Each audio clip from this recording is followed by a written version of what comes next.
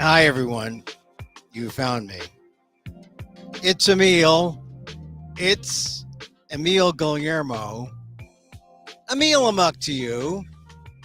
Welcome to my Takeout, my takes on all things considerable. And today was the day, right? I mean, everyone was up waiting to see if people were scurrying in the morning in Pennsylvania, in Minnesota, in Washington, D.C. Who was getting the call? Who was going to be the running mate of Kamala Harris? And we found out very early that it was Governor Tim Walz of Minnesota. We're going to talk about that today because I think it's kind of a genius pick.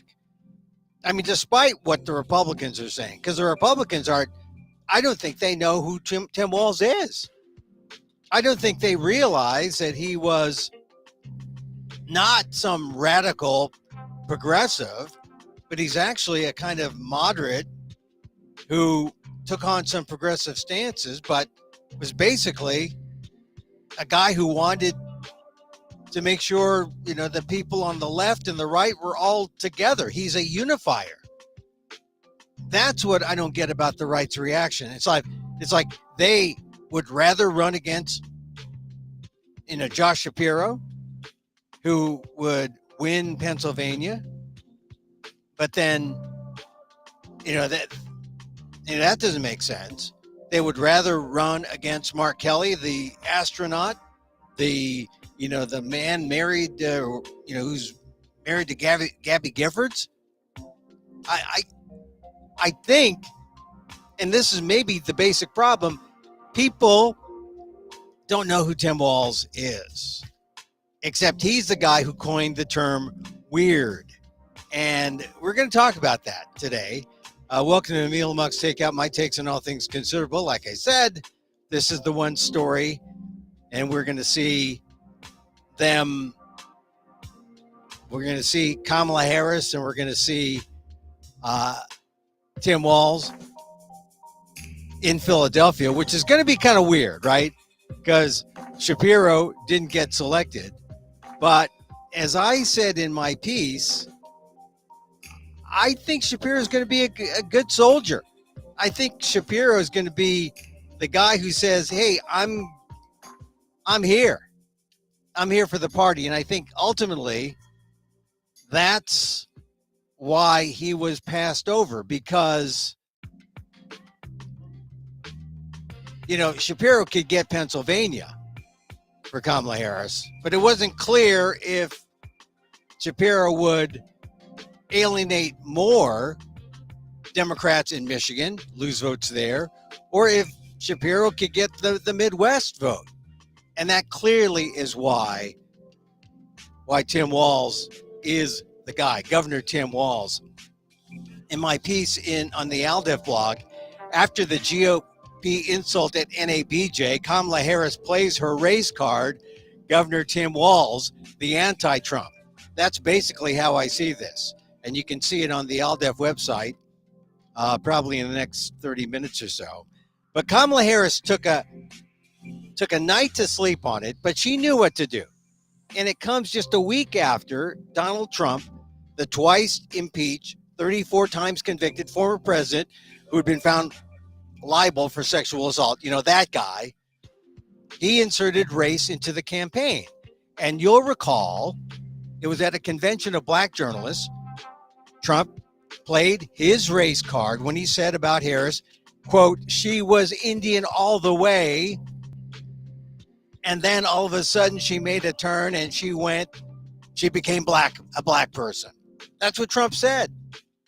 It was a divisive and false attempt to other Harris and polarize the nation with a pitch to voters as in, who are you going to vote for?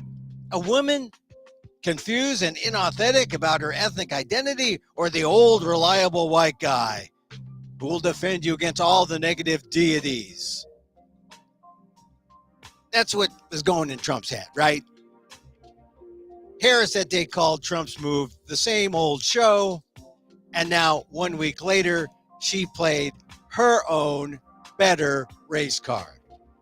For her running mate, Harris picked Governor Tim Walz, a pragmatic politician who made reddish-blue Minnesota winningly purple. In a very divided political landscape, Walz, a former National Guardsman, one-time high school social studies teacher, football coach, a gun owner, a hunter, was able to bridge the differences between the state budget twice and get things done for the people. With her Walz pick, Harris was telling Trump, "I see your racist white guy authoritarian populism and raise you with a white guy who believes in the inclusive, progressive populism of the working class." It really was quite a play. Kudos to Harris for that. Walz over Shapiro. Now, political observers had been predicting Harris would pick Pennsylvania Governor Josh Shapiro. So popular in Pennsylvania, Shapiro would have helped secure the vote in a key swing state that Harris must win. But Shapiro was also seen as alienating to some Democrats, including pro-Palestinian Democrats in Michigan, another must-win state, part of that blue wall. In truth, Shapiro's views on Israel are no more radical than many mainstream Democrats. And as of Monday night, even I was convinced. You listened to yesterday's show. I was convinced that Harris would go to Shapiro. That's how important Pennsylvania is. But Harris is going to get Shapiro's backing, whether she picks him or not. And with Walz, Harris gets an older, white male, younger than Trump, and more vigorous on the campaign trail. And he's fun. He's the guy, Walz, was the one who tagged Trump and the GOP ticket as weird. The Walz choice was called a no-brainer by Jacobin magazine. It's a progressive journal. And Walz is a pick that would consolidate a far from united party and geographically balance out a campaign headed by a corporate California liberal. That's what Jacobin said. It's also a move similar to 2008 when Barack Obama, an historical candidate brimming with diversity, picked Joe Biden, a white moderate who could appeal to center-right conservatives who had gone astray. Of course, this time it's a progressive populist who can speak to regular folks from small-town rural America and relate to them in that Midwest folksy way. He's a voter magnet, the Midwest voter magnet, and he's good in Pennsylvania, in Wisconsin, in Michigan, just as good as he was in Minnesota, where he turned and flipped a red district blue as a congressman. And as I said, he turned the whole state, a reddish blue state, into a winning purple. You know, that sort of landscape really exists in California, where I live, in a small town that's mostly rural and white, where many folks are too ashamed to vote for Trump. But I think they could be attracted to Harris because of Walz. In that way, Harris's pick of Walz also reminded me of my former boss, the Asian American political icon Norman Y. Mineta, a former cabinet member of two administrations, Clinton and G.W. Bush. He was a centrist, so he could be in the cabinet of a Republican and a Democrat. A centrist, Norm was a progressive if you define that term as someone willing to find solutions in a time of gridlock.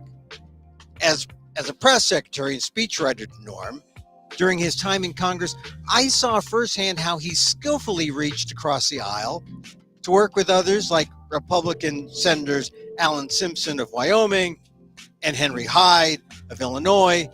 Both were not just colleagues, but friends. It was how to keep talking past gridlock, intended to divide Walz. Going into the 90 days, it gives the Dems their best chance at a winning hand.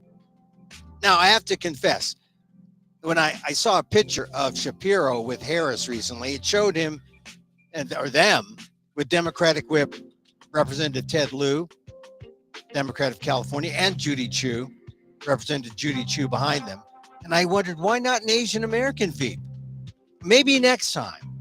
But the pick for Veep right now, down to the final day, was always a matter of white balance. Besides, you don't need an Asian American Veep when the top of the ticket is Harris, who is both Black and Asian American. Remember, that's still the takeaway from last week's NABJ. Check out my column on the ALDEF blog. The U.S. is an increasingly multiracial, multi-ethnic nation, around 33.8 million people, a 10-year increase of about 276%, according to the census. Now, we're still slow to catch up with that trend. So very few of us know how, including the media, know how to talk about it. I mean, there's still trouble in the media trying to identify Harris as Black and Asian American. I hear sometimes they call her South Indian. Well, I don't know if it's the north or the south of India, but she's Indian. She's South Asian. Maybe that's what they mean. But this is what happens when you have a candidate like Kamala Harris. What surprised me most by Trump's NABJ outburst was how it was opposite where the Republicans say they are when it comes to race. Remember, the GOP is the party that helped sink affirmative action in college admissions. What happened to colorblindness? What happened to discussing the merits of a situation instead of going into racist ad hominem attacks? Sadly, because of that NABJ outburst by Trump, I don't think that's going to change. But it's another good reason for the Walz selection. Standing next to Harris, Walz is the anti-Trump. And that, I dare say, is the reason why Kamala Harris picked him. It's her race card. Walz is the anti-Trump. And I think as more people discover what Walz is about, what he's done in the past with Minnesota, and how he was really backed by House Democrats who know how he's for a bipartisanship, he's for compromise. I mean, even Nancy Pelosi dropped the hint the other day in her interviews. She's pushing her book, but she really made it sound like, hey, all three, she mentioned all three remaining candidates, Kelly, Shapiro, but she had a special gleam in her eye about Walz. And I didn't pick up on that. I was just looking at that map yesterday in the show that I did yesterday, and I said, yeah, the Democrats need Pennsylvania. Look how much money they've spent on ads in Pennsylvania. They got to go with Shapiro. And after I talked myself out of Walz. But then this morning when the pick was Walz, I said, of course, because this is Kamala's style. Her style is she's introducing herself. She's introducing her running mate. The importance to her is she wants someone to help her govern, help her campaign, and to fight off the nemesis that is Donald Trump. And who is attracted to Donald Trump? But those independent voters, mostly white, mostly male, who may not trust Kamala Harris enough now, who may not know Kamala Harris enough, may see her branded by Trump as this San Francisco liberal, but in fact, she's really a corporate moderate who has some views that may be left of, the rightist wing conservative, who's voting on the MAGA side. But the progressives had some problems with Harris and had some problems with Shapiro, especially. By picking Walz, Kamala Harris unifies the party and sends a message to people who think, oh, you think she's too liberal? Walz is a unifier. not a divider. Walz could be the answer. Like I said, to a winning hand in November. But it is kind of like the race card for Kamala Harris. After Trump played at the NABJ, he played, oh, Kamala doesn't know if she's Indian, if she's black. She became black, which is total BS. Kamala plays her race card today, and it's Tim Walz, this big, burly, I mean, he's informal, right? You half expecting to see him most of the time in a barn coat, right? Barn coat. And, he'll talk football with you. He's a hunter. He's a Second Amendment type. And yet, he's seen as a progressive. That's amazing. I mean, Jacobin Magazine, which is a progressive magazine, said he's a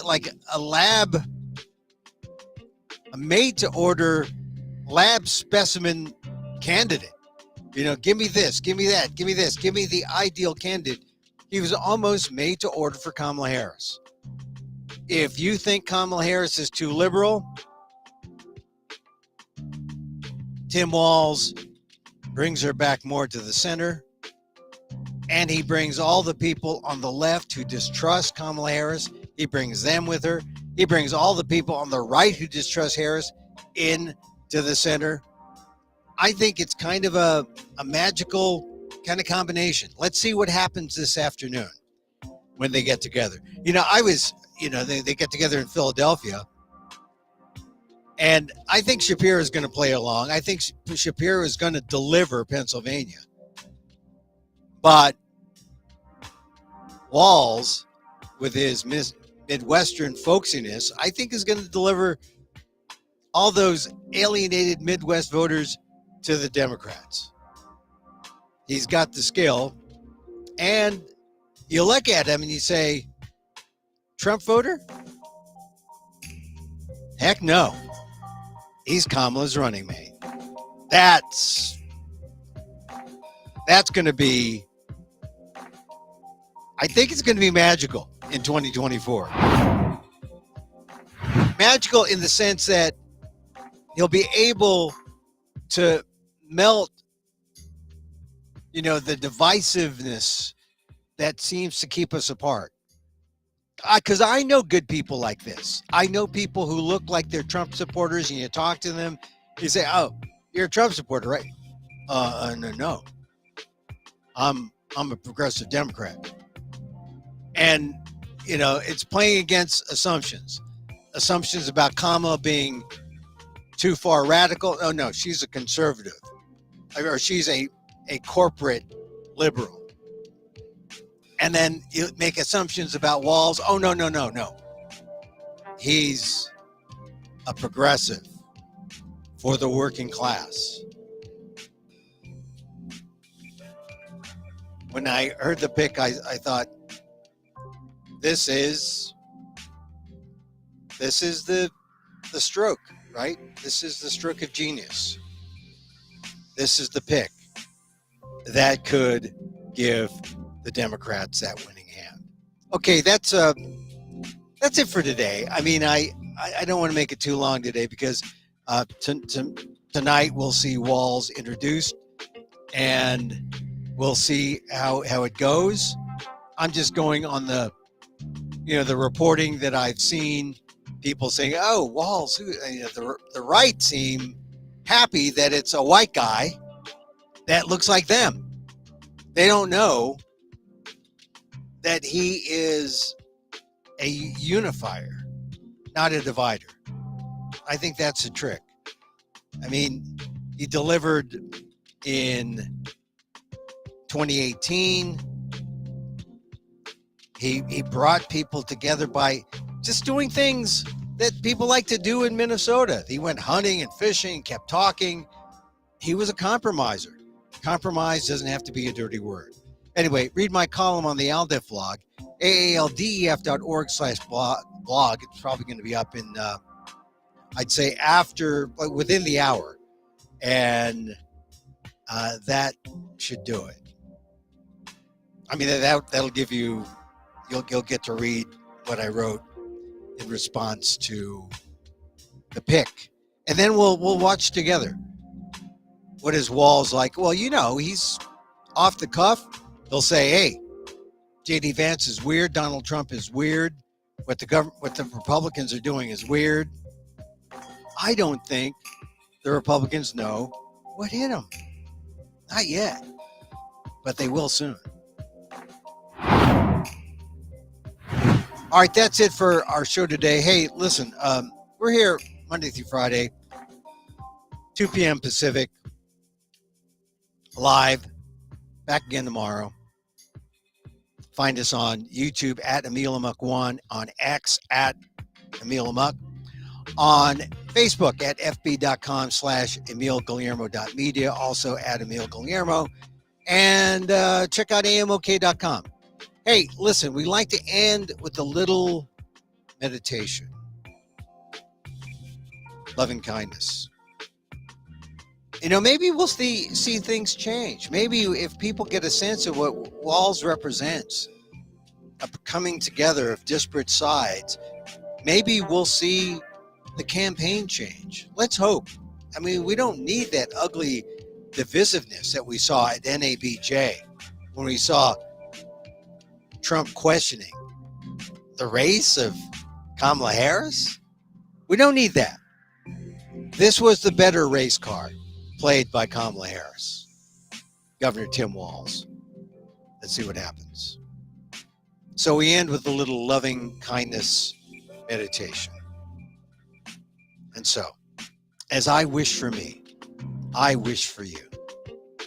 May you be safe. May you be happy.